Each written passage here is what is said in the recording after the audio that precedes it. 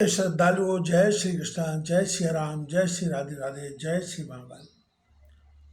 इस प्रवचन में श्रवण कराएंगे लिंग रूप का कारण। प्राचीन काल की बात है कि दारुक नामक एक वन था। उस वन के समीप शंकर जी का एक शिवालय था। वहां पर तीनों समय एक शिव भक्त ऋषि शिव जी का पूजन किया करते थे और स्तोत्रों द्वारा नित्य पाठ किया करते थे। एक बार जब वह ऋषि शिव जी का स्तोत्रों द्वारा पाठ कर रहे थे, तभी उस दारू वन में अनेक ऋषि महर्षि हवन करने के लिए क्षमता लेने पहुंचे। भगवान शंकर ने अपने भक्तों की परीक्षा लेने के लिए विकराल रूप धारण कर लिया। वे दिगंबर होकर कामी पुरुषों की तरह हाथ में लिंग को पकड़े वहां पहुंचे। जब ऋषि पत्नियों ने उन्हें देखा तो पहले तो वे सब घबरा गई तथा फिर उन सब पर काम का आवेश छा गया। बहुत सी स्त्रियां आपस में ही आलिंगबद्ध हो गई। इतने में उन स्त्रियों के पति भी वहां पहुंच गए। उन्होंने उस पुरुष को देखकर सोचने लगे कि यह दिगंबर पुरुष कौन है जो स्त्रियों के आचरण को दूषित कर रहा है। स्त्रियों पर भी उन्हें क्रोध आया। वे शंकर जी को न पहचान कर क्रोध में भरकर बोले, अरे यह दिगंबर पुरुष कौन है जो हमारी स्त्रियों को खराब कर रहा है। उन ऋषियों ने दिगंबर मनुष्य से पूछा, बता तू कौन है। बार बार पूछने पर भी वह कोई उत्तर नहीं देता। वे लोग बोले, यह वैदिक धर्म को लोप करने वाला कर्म कर रहा है। इस कारण तेरा यह लिंग शीघ्र ही पृथ्वी पर कट कर गिरे।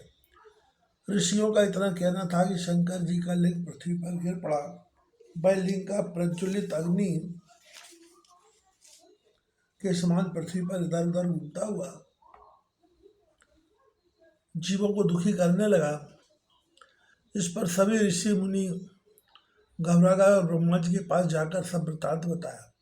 ब्रह्मा जी समझ गए कि ये सभी शंकर जी की माया के वशीभूत हो गए हैं। तब ब्रह्मा जी बोले, हे ऋषियों, तुमने यह अनुचित कार्य कर दिया है। सभी मनुष्यों का धर्म है कि मध्याह्न में आए अतिथि का सत्कार किया करें। अब जब तक शंकर भगवान का लिंग एक स्थान पर स्थिर नहीं हो जाता है, तब तक पृथ्वी पर इस प्रकार उपद्रव होते रहेंगे। यदि आप लोग संसार का हित चाहते हो तो शंकर भगवान के ज्योतिर्लिंग की स्थिरता के लिए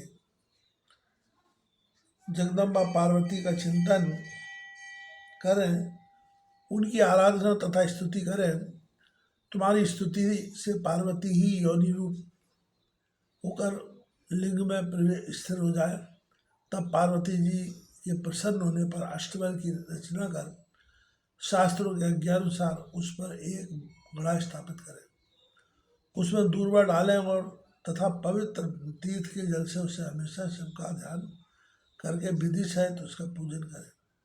शतरुद्धि पाठ करते हुए इसे घोड़े के जल से इस लिंग को स्नान करा मार्जन आदि करें। इसके बाद योनि रूपा पार्वती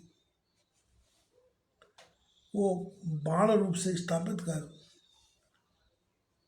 सदा शिव को ज्योतिर्लिंग में स्थापित कर दें। इसके बाद धूप दीप नैवेद्य आदि से षोडशोपचार से इसका पूजन करें। फिर स्तोत्र गान आदि से शंकर जी की स्तुति करें, तब जाकर मंगल होगा। इस तरह ब्रह्मा जी के वचनानुसार ऋषियों ने मातेश्वरी पार्वती जी की विधि विधान से आराधना की। उनकी स्तुति से पार्वती जी योनि रूपा होकर उस पर ज्योतिर्लिंग की स्थापना की। इसके बाद पूजन पाठ किया, तब संसार में मंगल हुआ।